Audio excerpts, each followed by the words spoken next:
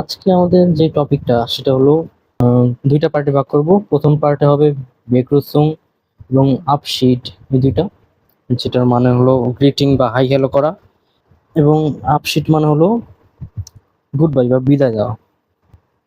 এবং দ্বিতীয় পার্টে থাকবে রেডিমেটেল বা ফ্রেজ, মানে এখানে কিছু শব্দের সমন্বয়ে একটা সেন্টেন্স থাকবে যেটার পরিপূর্ণ একটা অর্থ থাকবে, হুম, যেটা আমরা পদে পদে ব্যবহার করব।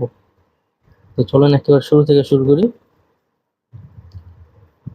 এইখানে আসে বেগরুসুং, এটা মানে কি আমরা দেখতেছি গ্রিটিং। গ্রিটিং মানে কি? গ্রিটিং মানে হলো হাই হ্যালো দেওয়া বা গুড মর্নিং দেওয়া, বা দিনের যে কোনো একটা টাইমে দেখা হলো, গুড ইভিনিং বললেন, গুড ডে বললেন, এগুলো হলো গ্রিটিং। আরেকটা হলো আপশিট। আপশিট অর্থ গুড বাই বলা। যেমন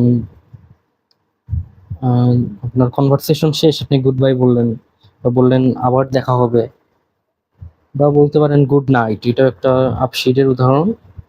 তো আমরা এখন শুরু করি। এটা প্রথম যেটা আছে সেটা হলো হাল্লো। হুম, ওই যে ডান সাইডে উচ্চারণটা দেওয়া আছে হ্যালো। হ্যালো নর্মালি হলো হ্যালো, আমরা বাংলাও তো এটাই বলি, বাংলা বা ইংরেজিতে হ্যালো বা হাই, সেটা হচ্ছে জার্মানিতে হ্যালো। দ্বিতীয়তে দেখি, এই জিনিসটা ইংরেজির সাথে অনেকটা মিল আছে। মর্গেন মানে কিছু কি একটু মিল লাগে, এটার অর্থ মর্নিং বা সকাল। এবং গুটেন, গুটেনের যদি গুডটা দেখি আমরা, এটাও ইংরেজির কিছু একটার সাথে মিল খায়।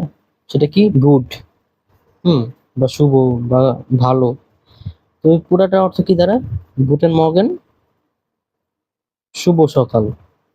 একটা জিনিস মাথায় রাখবেন, এই জায়গায় আর এর উচ্চারণটা হয় না তেমন, গুটেন মর্গেন এমন করে বলে। আমার সাথে আবার বলবেন গুটেন মর্গেন, শুভ সকাল। এরপরে টাক মানে কি জানেন? টাক মানে হলো দিন। তো গুটেন টাক মানে শুভ দিন। তো গুটেন মর্গেন, গুটেন টাক কখন কোনটা বলবো? গুটেন মর্গেন আমরা বলবো যে জেনারেলি দুপুরের আগ পর্যন্ত যে সকাল সময়টা, এটা হচ্ছে গুটেন মর্গেন। পরে দুপুর থেকে শুরু করে সন্ধ্যার আগে পর্যন্ত আমরা গুটেন টাগ বলে চালিয়ে দিতে পারবো, সমস্যা নেই। তো এটা হতো শুভ দিন। নেক্সটটা দেখি, গুটেন আবেন্ড। আবেন্ড মানে কি জানেন? আবেন্ড মানে সন্ধ্যা। তো গুটেন আবেন্ড মানে শুভ সন্ধ্যা। নর্মালি আপনার সন্ধ্যায় কারোর সাথে দেখা হয়েছে, তখন বলবেন গুটেন আবেন্ড, শুভ সন্ধ্যা।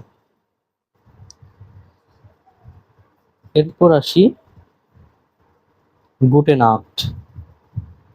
যে জায়গায় নাক্ট মানে হলো রাত বা নাইট, এবং গুটেন নাক্ট অর্থ গুড নাইট বা শুভ রাত্রি। এখানে একটা জিনিস ভুল করবেন না, এটা কিন্তু গুটে আর বাকি সব কটা কিন্তু গুটেন, একটু ব্যতিক্রম। গুটে নাক্ট এই জিনিসটা কখন বলে? ধরেন আপনি রাত্রে বাইরে হইছেন, তো পরিচিত কারোর সাথে দেখা হয়েছে, তখন কিন্তু আপনি গুটে নাক্ট বলতে পারবেন না।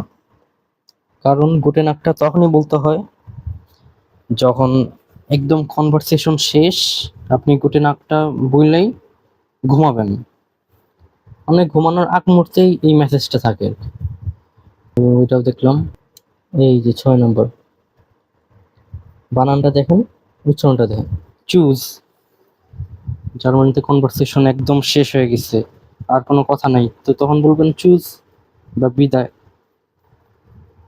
চুজ বললে এরপর আর কোনো কথা থাকে না, মানে এটা এক প্রকার বাই, সেই টাইপের। এরপরে আরো আছে বিসবাল্ট, বিসিস পেটা। এগুলো মানে হলো শীঘ্রই দেখা হবে, বা কিছুক্ষণ পরে আবার হয়তো দেখা হইতে পারে। মানে খুব সুন দেখা হবে, সিউ সুন আমরা বলি না, সেসব ক্ষেত্রে আমরা বিসবাল্ট বা বিসিস পেটা বলতে পারি। এখানে দেখতে হবে যে এই জায়গায় আরটা তেমন উচ্চারণ হয় না, বিসিস পেটা এমন করে, ঠিক আছে? শীঘ্রই দেখা হবে। নেক্সটটা দেখি। আপনি যখন বলতে চাবেন যে আবার দেখা হবে, তখন বলতে হবে auf Wiedersehen। আবার বলি auf Wiedersehen, আবার দেখা হবে। যে জায়গায় আমরা একটা ভার্ব শিখি, জেন মানে দেখা, টু সি, এবং ভিডার মানে পুনরায়। তো ওভারঅল হইতেছে auf Wiedersehen, আবার দেখা হবে। আরেকটা auf Wiederhören, এটার অর্থ হলো আবার কথা হবে। তো এই দুইটা একটু কনফিউশন লাগে, কারণ auf Wiedersehen, auf Wiederhören। auf Wiederhören কখন ব্যবহার করবেন? যখন আপনি কলে থাকবেন এবং কলে বিদায় দিবেন, ফোন কল বা ভিডিও কল হইতে পারে, তখন বলবেন auf Wiederhören, কারণ তখন তো আপনি দেখতেছেন না। আপনি তখন কিভাবে বলবেন আবার দেখা হবে? আপনাকে তখন বলতে হবে auf Wiederhören, বা আবার কথা হবে। তো এই হলো আমাদের বেগ্রুসুং বা হাই হ্যালো এবং আপশিট বা গুড বাই, এগুলো দেখা হলো। এখন আমরা আসবো রেডিমেটেল বা ফ্রেজ। তো এটা কি? এখানে একগুচ্ছ শব্দ থাকবে এবং শব্দের একটা পরিপূর্ণ অর্থ থাকবে, যেটা প্রচুর পরিমাণে ইউজ হয়। আমরা প্রত্যেক লাইনে লাইনেও হয়তো দেখতে পারি এমন টাইপের জিনিসপত্র। এটা আমাদের অনেক হেল্প করবে। চলুন আমরা দেখা শুরু করি। প্রথম যেটা আছে ডাঙ্কে বা ডাঙ্কে শুন, এই জিনিসটার অর্থ কি? তো ধন্যবাদ বা থ্যাঙ্কস। আমরা বলি না থ্যাঙ্কস, অনেকটা কিন্তু ইংরেজির সাথে মিল লাগে। যেমন ডাঙ্কে, থ্যাঙ্কস। ডাঙ্কে শূন্য মানে হচ্ছে ধন্যবাদ বা থ্যাঙ্কস। নেক্সট আরেকটা দেখি, এটা হলো ফিলেন ডাঙ্ক। বিয়ের উচ্চারণ এফ এর মতো, এটাকে ফাও বলা হয়। ফিলেন ডাঙ্ক তো অনেক ধন্যবাদ, বা আমরা যদি বলি থ্যাংক ইউ ভেরি মাচ, তখন আমরা আর কি এটা এইভাবে বলবো ফিলেন ডাঙ্ক। এরপরে হলো বিটে, বিটেশন, যার অর্থ ওয়েলকাম। তো এটা কখন ব্যবহার করবেন? যখন আপনাকে কেউ ধন্যবাদ দিচ্ছে, তার উত্তরে আপনি এটা ব্যবহার করবেন, বিটেশন। আপনাকে বললো ডাঙ্কে বা ডাঙ্কে শুন, আপনি উত্তরে বলবেন বিটে অথবা বিটেশন। ডাঙ্কে বিটে। নেক্সট হলো ভিলকমেন বা স্বাগতম। এই ওয়েলকাম আর স্বাগতম দুইটা একটু কনফিউজিং লাগতেছে না? কোনটা কখন ব্যবহার করব? ভিলকমেন এটা হচ্ছে যখন আপনারা কয়েকজন আছেন একসাথে, এর মধ্যে নতুন আরেকটা বন্ধুর এন্ট্রি করলো, সবাই মিলে স্বাগতম জানাবেন, তখন বলবেন ভিলকমেন।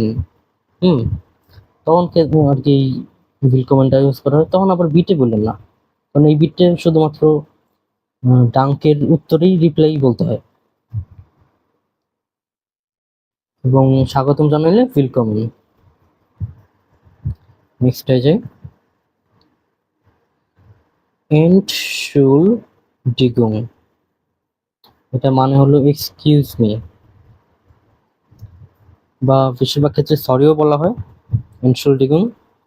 তো এটা ব্যবহার করবেন যখন আপনি ক্ষমা প্রার্থী, হয়তো কিছু ভুল করছেন হালকা পাতলা, তখন এন্টশুলডিগুং বলবেন।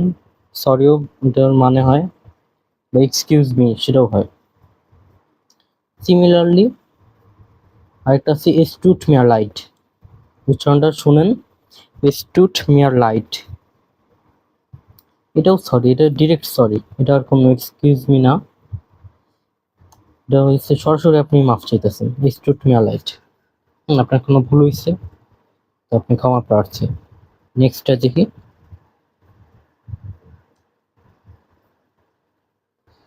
তো ধরেন আপনি জার্মানিতে গেছেন এবং কেউ আপনাকে কিছু একটা বললো, আপনি ফার্স্ট অ্যাটেম্পটে শুনতে পারেন নাই, বুঝতে পারেন নাই কি বলছে, আপনি তখন বলবেন ভি বিটে বা নক আইনমাল বিটে, এটার মানে হলো আরেকবার প্লিজ, অর্থাৎ আপনি প্রথমবারে বুঝতে পারেননি তাই বলবেন ভি বিটে আরেকবার, নক আরেকবার প্লিজ। তো এই গেল। আরেকভাবেও বলা যায়, বিটে ভিডার হলেন জি, না আরেকবার রিপিট করুন প্লিজ। এবার আপনি ডিরেক্টলি বলতেছেন যে রিপিট করতে। বিটে ভিডার হলেন জি, তো এই গেল। এই যে খুবই কমন একটা জিনিস, ইয়া নাইন, এটা কিন্তু যা না, ইয়া, কারণ যে কে ইয়ট বলে এবং ইয়টের উচ্চারণটা হচ্ছে ইয়ার মতো। তো ইয়া এটার অর্থ হ্যাঁ এবং নাইন অর্থ না। ইয়া নাইন কত যে আসবে যাবে, এই ফ্রেজগুলি পদে পদে দেখতে পারবেন। ইয়া নাইন হ্যাঁ না। এরপর আরেকটা ফিল্লাইস্ট, উচ্চারণটা আবার শুনুন, ফিল্লাইস্ট অর্থাৎ মেবি বা সম্ভবত, আপনি শিওর না, 50-50 চান্স, ফিল্লাইস্ট মেবি বা সম্ভবত। হুম এরপর দুইটা আরো জিনিস, এটা বলি, এই যে ইস ফার্স্টে নেক্সট, আমি বুঝতে পারিনি, এটা কখন বলবেন? আপনি জার্মানিতে যাওয়ার পর হয়তো সব কথাই তো বুঝবেন না, আপনি নেটিভ স্পিকারদের অনেক কথাই হয়তো নাও বুঝতে পারেন। তো তখন বলবেন যে ইস ফার্স্টে নেক্সট, আমি বুঝতে পারিনি। তো এটা বললে ওরা রিপিট করে আবার ভালো মতো বুঝাই দেবে বা সোজাভাবে বুঝাই দিবে। এরপর আরেকটা, ইস ভাইস নিস্ট, আমি জানি না, আই ডোন্ট নো। ধরেন আপনি অনেক জার্মান শিখছেন, শিখা গিয়েছেন জার্মানিতে, তো কোনো একটা লোক আপনাকে জিজ্ঞেস করলো যে 20 নম্বর রোডের 10 নম্বর বিল্ডিংটা কোথায়। আপনি অনেক জার্মান জানেন কিন্তু তাও আপনাকে বলতে হবে যে আমি জানি না, কারণ আপনি ঠিকানাটা তো জানেন না। তখন বলবেন ইস ভাইস নিস্ট, আমি জানি না। তো আজকের মতো এইটুকুই থাকলো, দেখা হচ্ছে নেক্সট ভিডিওতে। ততক্ষণের জন্য টেক কেয়ার অ্যান্ড বাই।